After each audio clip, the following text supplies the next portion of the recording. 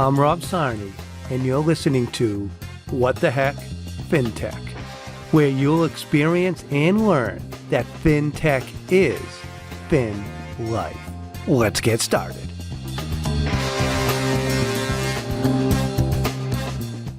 Welcome back to Part 2 with Debora Jackson. If you didn't hear Part 1, go back and listen to the great stories from Debora on how WPI became the first university in the country to have a triple stack fintech program. Let's get started. Wow. Now I love to shift gears a little bit too. Sure. And really, I want to lean into your personal brand, what you do, because that X factor that you bring took fintech to another level that I don't think any other dean could, in my opinion. Because how can you? Because we wanted to, flip the script that fintech, people's gut reaction that don't know about fintech, their gut reaction is just to make the wealthy wealthier. But with you talking and you coming and you talking about fintech because you're a pastor about diversity, about social good. Let's democratize, whatever it is. It's not just for the wealthy. It's for, let's help everybody with our fintech prowess, our fintech technology, whatever it is, right? In our processes. That's your sweet spot. And just talking with fintech women just the other day, and they, you're an author on empowerment for women, and I'd love to hear, because I'd like to hear about that and how you weave that in this so naturally, because that's what you do. That's what you do. Thank you. Well, one of the things that was really exciting to me about, business deanship is this recognition and the shift from going back to the days when I was in an undergraduate working on a business degree. We heard that business was about compensating shareholders. I mean, that we needed to earn a return on investment for the shareholders who had invested in the company. And over time, that idea has shifted. I never really bought into that because I thought, well, yeah, I get it. You have to pay the people who paid into you to make you possible. But there are other constituents, other people who need to benefit from your business. And you have to be good to your employers. You have to be a good community member. You have to be good to the environment. You have to make a difference for society. You have to be, just all these things needed to come together for a business. And for me, that really is who I am. You're right. I mean, I came from industry. I started my career in industry and in software and in technology. So I was working for businesses. I became, I went back to school and did manufacturing degrees. And, so I'm an engineer and a technologist, but I am an ordained minister. I'm someone who's always been involved in social justice and advocacy and wanting to build up people.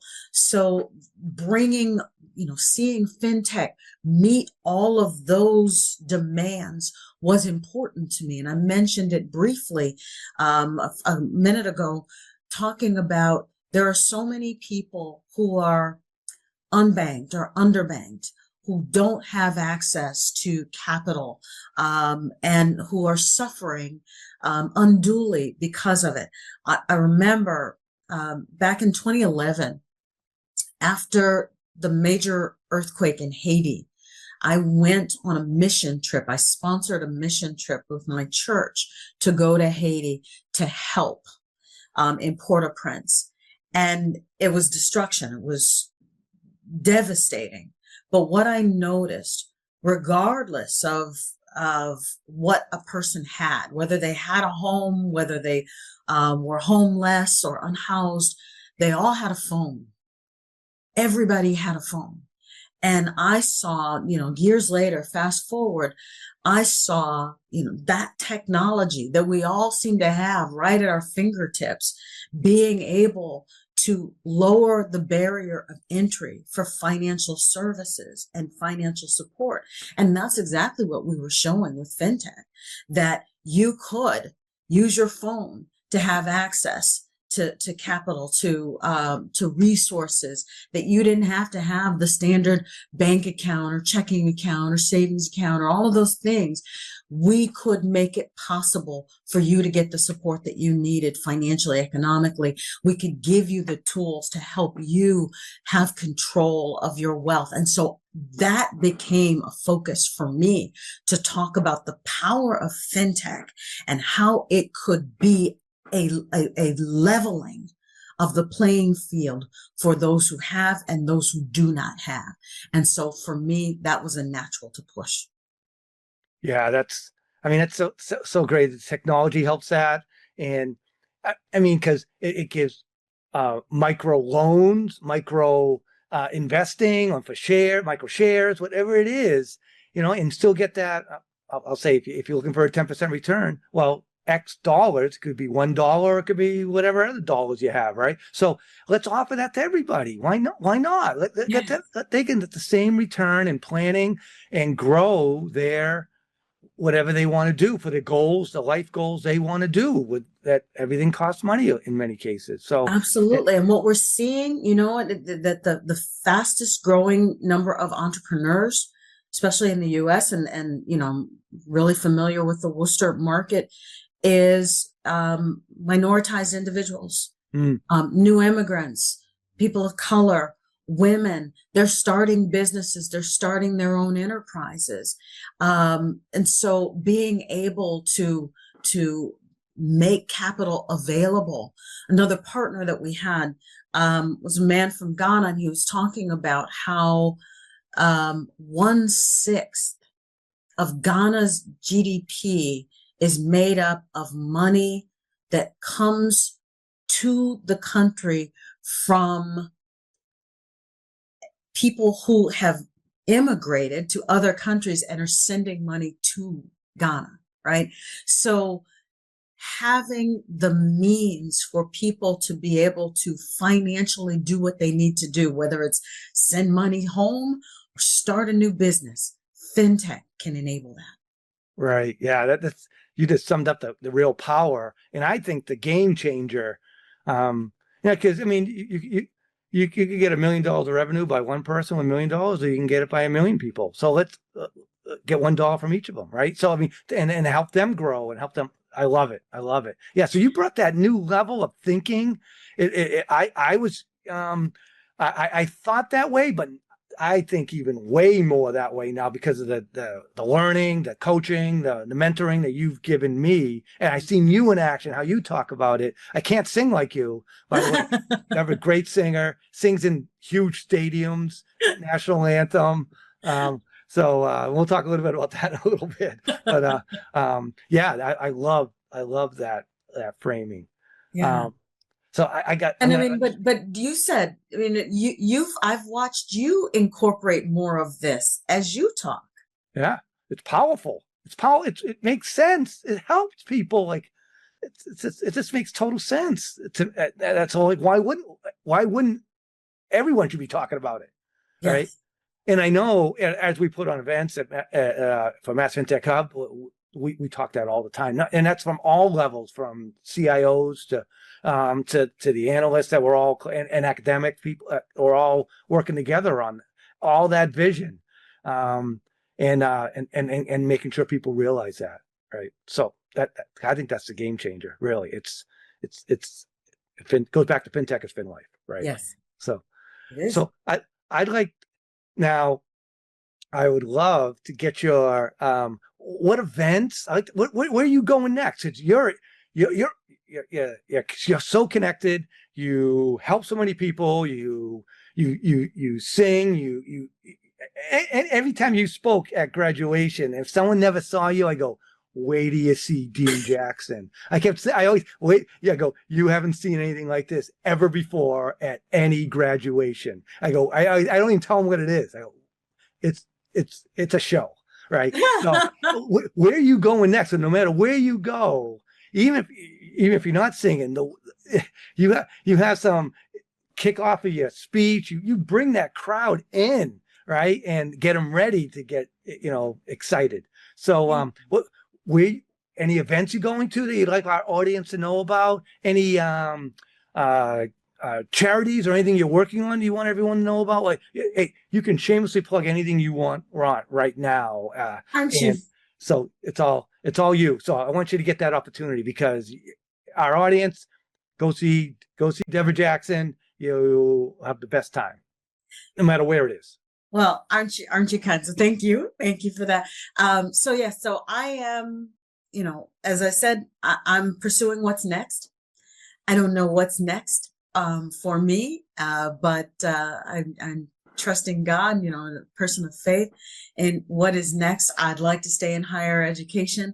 I am so excited about what technology can do to help be a disruptor for good in higher education, right? I think about, fintech is part of this kind of AI move, that with AI, we could truly have this kind of customized, unique educational experience. It could change how we deliver curriculum and content to students for what they're doing. And you look at this, if you think about it, that higher education hasn't really changed since it was instituted. It still works very much like the industrial age engine that it came to its current state in, where we take so many classes, we spend 4 years, and then we earn a degree and go out.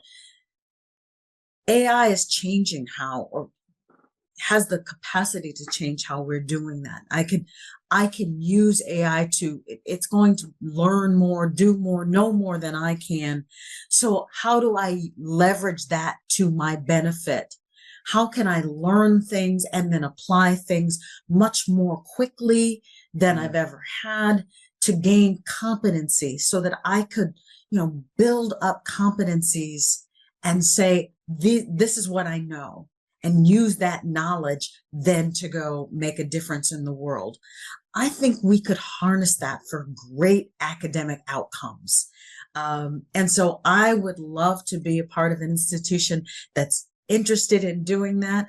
There have been some great studies, and now there are a couple of institutions that are trying to put that into practice. So that for me is what I'm thinking of as next. So that's where I'm going now. As far as the shameless plugs, let me do that honor here, since you've given me this opportunity. I am really privileged to be able to lead an 18-month residential program that I helped develop, called The Soul of Leadership. And with a colleague of mine by the name of Margaret Benefield, we use this program to help people bring more spirituality and reflective practice into their leadership. One of the things that I've recognized as a leader, that you have to be grounded. You have to be sure of who you are, what you're doing, what you believe, your values, so that when the anxiety of everyday life, the decisions, the urgency happens, you're not untethered in the midst of that you can stand strong and firm. How do you do that? How do you bring that kind of practice into your leadership so that you can function well and effectively in all things? So I have a cohort of 13 students. We purposely do a small program, and they work every 6 months. We're doing things we're doing our program in Ipswich, Massachusetts. But the program has been run all over the world. So you can always reach out to me if you find that you're interested in that. And then of course, I have 2 books, and that I would always plug. Spiritual Practices for Effective Leadership. The 7 R's of Sanctuary is a process for helping people gain clarity as they are reflecting in their leadership, to help them be more effective in leadership by employing reflective practices. And then Meant for Good is my second book, The Fundamentals of Womanist Leadership. And it really kind of tells the story of my story in leadership and how, as becoming a leader, I never had a model for how to lead, and trying to lead as I saw others lead didn't work for me. So it's really a book about finding your own voice in leadership and understanding what that is, and then commending that model to others for their benefit. Wow. Yeah. And I got to be at that book signing. Yes, you did. Yeah. I got my book. And yeah, no, that's great coaching.